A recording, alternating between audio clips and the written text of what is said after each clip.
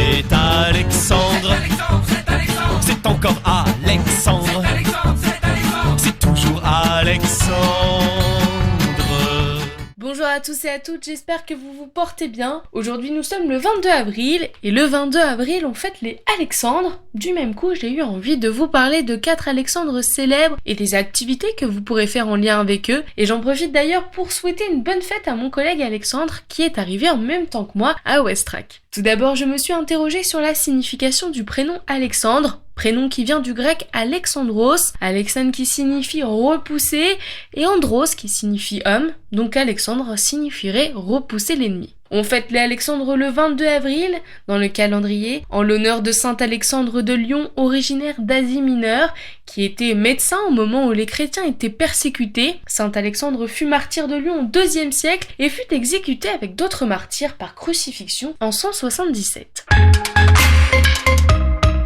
Alors on commence cette chronique avec le fameux Alexandre le Grand. Alexandre le Grand reste l'un des plus grands conquérants de tous les temps. 8 ans à peine après son accession au trône de Macédoine, il avait soumis la totalité de l'empire perse et atteint la porte de l'Inde, réalisant de façon éphémère l'union entre l'Orient et l'Occident. Connu pour être un stratège génial mais un piètre administrateur, son vaste empire ne lui survécut pas, à la différence par contre de l'héritage culturel qu'il avait diffusé jusqu'à l'Orient. C'est à l'âge de 18 ans donc que Alexandre le Grand succéda à son père Philippe II, mort assassiné, et devient roi de Macédoine.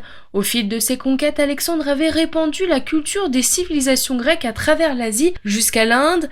La culture et la langue grecque se diffusent alors très largement dans les peuples conquis par Alexandre et son armée, favorisant ainsi les échanges commerciaux. Au fil des siècles, Alexandre le Grand inspira de nombreux autres conquérants. De nos jours encore, les stratèges militaires en herbe étudient les célèbres batailles du Macédonien, qui à la tête de quelques milliers d'hommes repoussa les limites des frontières connues à l'époque dans une incroyable épopée. Pour en apprendre davantage sur Alexandre le Grand, je vous conseille la vidéo Secret d'Histoire, Alexandre le Grand, qui se trouve sur YouTube. On continue cette chronique avec une petite devinette. Si je vous fais écouter ça, ça vous fait penser à qui? Les amis, un pour tous et tous pour un. Allez, je vous donne un autre petit indice.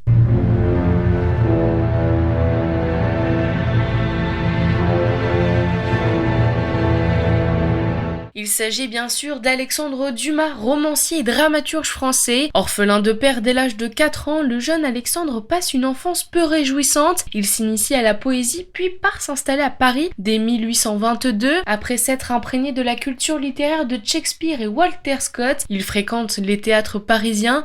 Dumas écrit et présente sa pièce Henri III et sa cour, drame historique, prééminence de la révolution romantique théâtrale. Il connaît un succès grandissant avec les autres pièces qu'il rédige par la suite, mais Dumas atteint l'apogée de sa gloire grâce au roman feuilleton et c'est en mars 1844 qu'il publie son coup d'essai Les Trois Mousquetaires. Les aventures de D'Artagnan, Athos, Porthos et Aramis qui deviennent immédiatement populaires, faisant grimper les ventes du journal, le siècle dans lequel elles sont publiées. Il consolide sa célébrité avec le comte de Monte-Cristo, lui aussi sous forme de roman feuilleton. Alexandre Dumas reste encore à ce jour un monstre sacré de la littérature et je vous propose l'une des adaptations cinématographiques des Trois Mousquetaires. Il s'agit de L'Homme au masque de fer, film datant de 1998 avec le beau et le séduisant Leonardo DiCaprio. C'est au tour d'un médecin d'être présenté. Il s'agit d'Alexander Fleming, médecin, biologiste et pharmacologue britannique, connu pour avoir publié de nombreux articles concernant la bactériologie et la chimiothérapie, connu aussi pour sa découverte de la substance antibiotique appelée pénicilline, qu'il a isolée à partir d'un champignon en 1928, découverte pour laquelle il a partagé le prix Nobel de physiologie avec Howard Walter Florey et Ernest Boris Chain en 1945. Et pour la petite histoire, c'est complètement par hasard qu'il va faire cette découverte en étudiant des bactéries appelées staphylocoques. La plus grande découverte de sa carrière va ouvrir les portes de l'utilisation des antibiotiques pour guérir les maladies infectieuses. Je vous conseille vivement la vidéo sur YouTube de la chaîne Arte qui vous fait vivre la découverte faite par hasard. Pour finir ma chronique, j'ai encore envie de vous faire une petite devinette, alors je vous laisse écouter ça. Ouais, c'est pas faux. Et je vous donne un autre petit indice.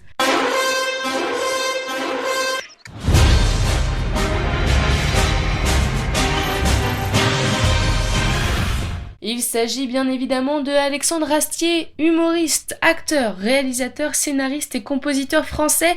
Il est connu en tant que créateur, réalisateur et interprète principal dans le rôle du roi Arthur dans la série télévisée Kaamelott, dont je vous annonce qu'une suite au cinéma est prévue pour le 29 juillet 2020. Également connu pour avoir scénarisé et co-réalisé les films d'animation Astérix, le domaine des dieux en 2014 et Astérix et le secret de la potion magique, il a aussi co-animé le dernier numéro de la saison 3 de Burger Quiz.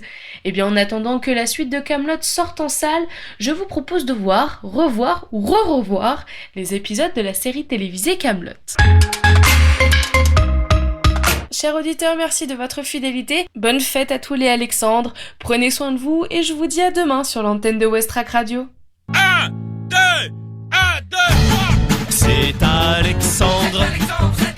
C'est encore Alexandre. C'est toujours Alexandre.